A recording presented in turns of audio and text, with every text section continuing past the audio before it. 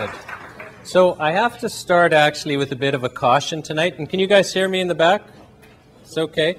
So, and usually I don't have to start a lecture with a caution, but I'm going to be talking about something really upsetting. So Health Canada is currently taking some really significant enforcement steps to protect you. And there's actually a product that, because of the enforcement steps they've taken, I think it's fair to say Health Canada views it to be a significant risk. And I actually have the product here in that black box. I'm going to show it to you. And so I'm just cautioning you. I'm actually probably putting you at risk because Health Canada views it as a significant danger and is actively trying to take it off the market. And I want to know why, or let you know why I'm even bringing this up. I mean, why would I be talking about Health Canada, trying to take a dangerous product off the market? And the reason is, I'm going to stand here and say that Health Canada is being given too much power. There's this new Consumer Product Safety Act is giving wide powers to Health Canada, and we'll go farther and say, I think you should be afraid of these powers. And yet, as I was preparing this lecture, I knew that in real life, right now, Health Canada is trying with the old powers to take this product off the market, and they failed. It's still on the market.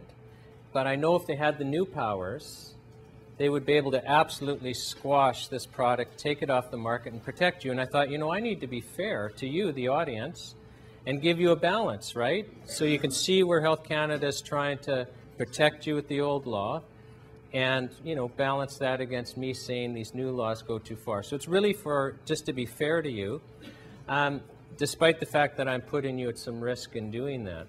Now, let's talk about this product, because it literally was a couple of years ago where Health Canada realized the danger, and they approached the company and said, look, you are violating the Hazardous Products Act. We're actually talking hazardous products here.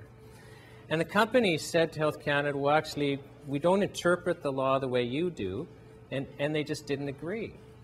And so Health Canada had to go away. This happened a couple of times.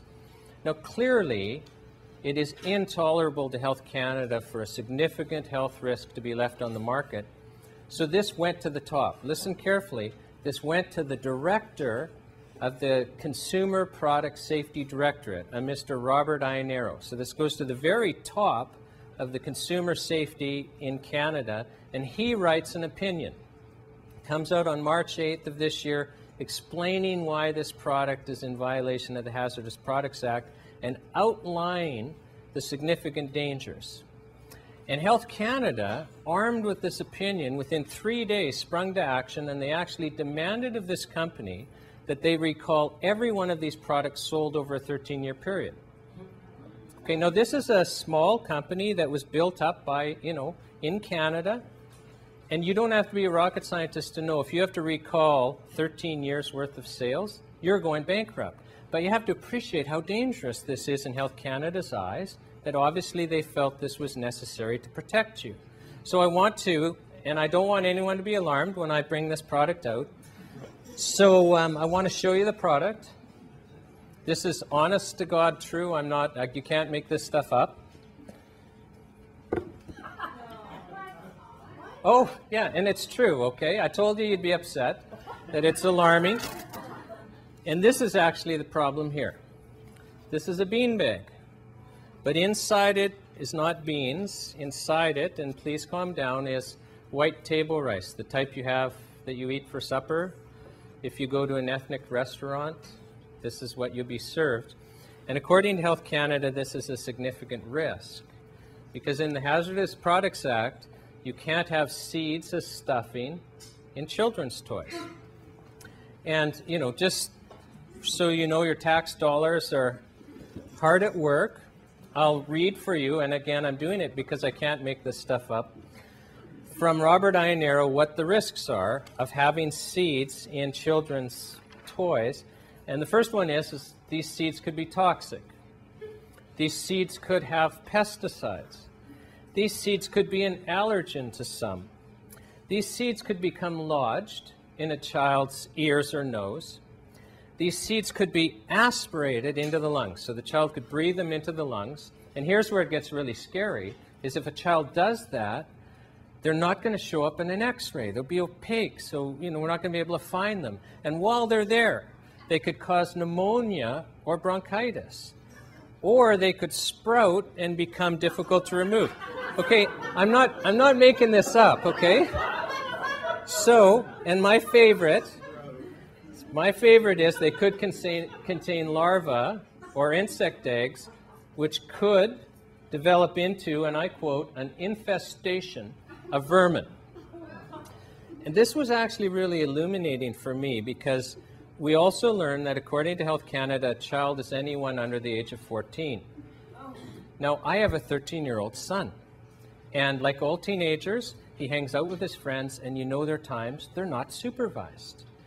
And I used to worry, like, are they sneaking alcohol? Are they dabbling in drugs? I had no idea what the real risk was. So, but now I know. And where's my wife, Jeannie?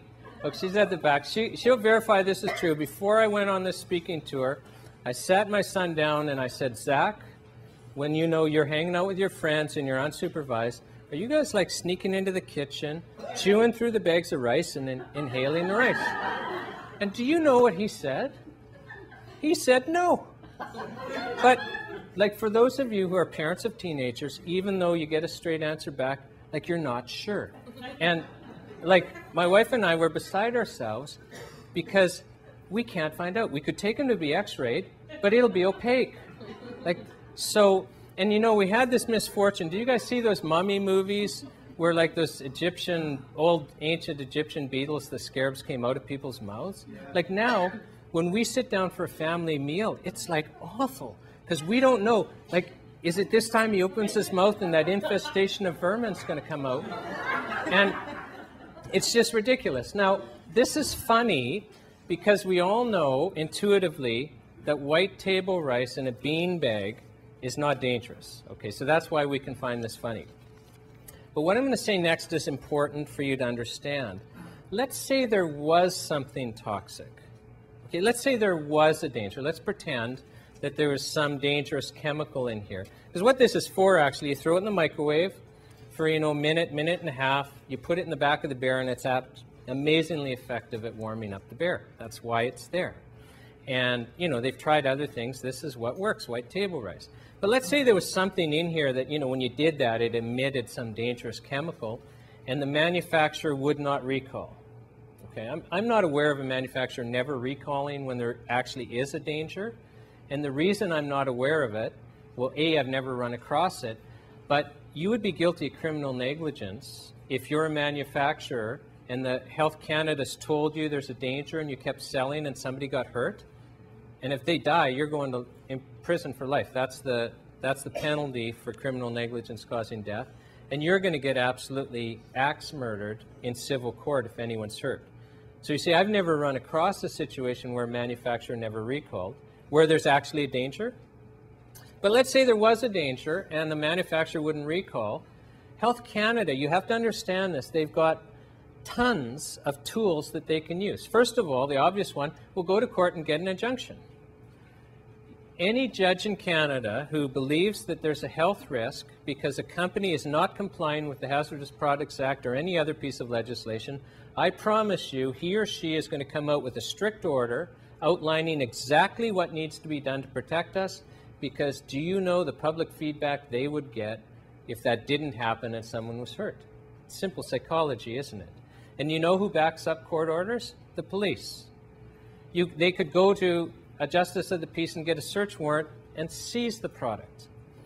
Under the Hazardous Products Act, if there's a significant risk, the Minister of Health doesn't even have to go to court. He or she can make a binding order. That sounds like a lot of powers, doesn't it? And yet, there's problems with these powers. There has to be, because Parliament has just railroaded through the House of Commons this new Consumer Product Safety Act. And the change is these old powers adhere to the rule of law, and the new